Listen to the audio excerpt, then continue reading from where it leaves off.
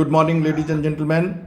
On the basic SSB Capsule Anko Group Association, under the mentoring of Captain Shyam Kumar, you have a GTO series on the day 2 of SSB stage 2, and we are in the group discussion classes.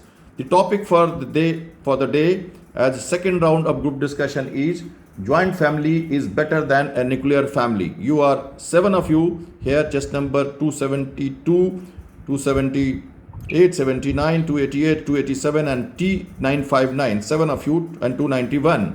Go ahead, next 10 minutes, carry out a healthy and positive group discussion on the topic called joint family is better than a nuclear family. Time starts now.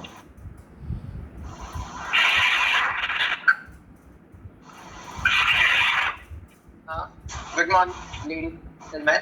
The topic allotted joint family is better than nuclear family. It is the social problem today in our society, as we are seeing that most of the people wanted to shift to a nuclear family.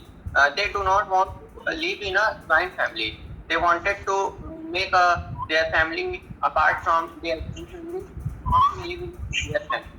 They cannot understand the coordination, the support we have in joint family.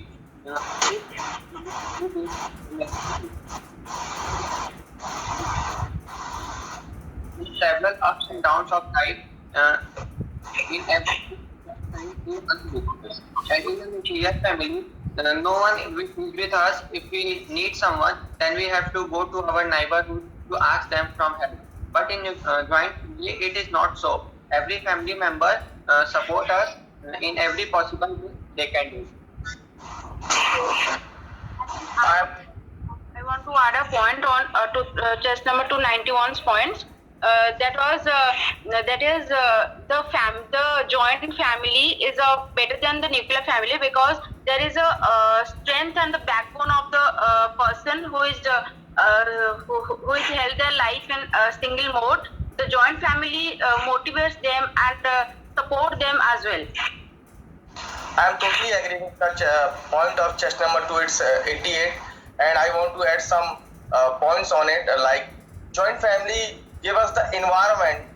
Like we have so many people in joint family, and we have each people have so many qualities, each different qualities, and we learn from these qualities from in a joint family. And in nuclear family, we can't express ourselves much, because we have only parents, and at that time and today time parents are working in a so called manner, so we are not taking at that exposure we need in our life. So according to me, joint family give us exposure, give us strength, and the way we are, and it is a very important to a young person to achieve at mature stage. I also 287, adding to the points of 287, I also want to say that he has told about learning growing process. So children, for the children, the first teacher is their mothers and family members is their first teacher. So when a children is at home, and if there are many family members, then the exposure he gets, the qualities he can learn from the every family member is very important. The qualities which he will learn home, it will build his life as a building block. We act like as a building block. 91, I'm adding the point, like in joint family में like grandparents take care of their children from beginning of their life. They teach the manners, how to behave in society. It will be better than joint family is better than the nuclear family. Joint family makes a perfect balance between the work-life balance of parents and also the social balance. So it gives a perfect hint for everyone in the family. Like we'll be getting emotional balance, spiritual balance, social balance, as we have more people to interact with, more people to socialize with. So we have many sources of knowledge, many sources of socializing power and everything.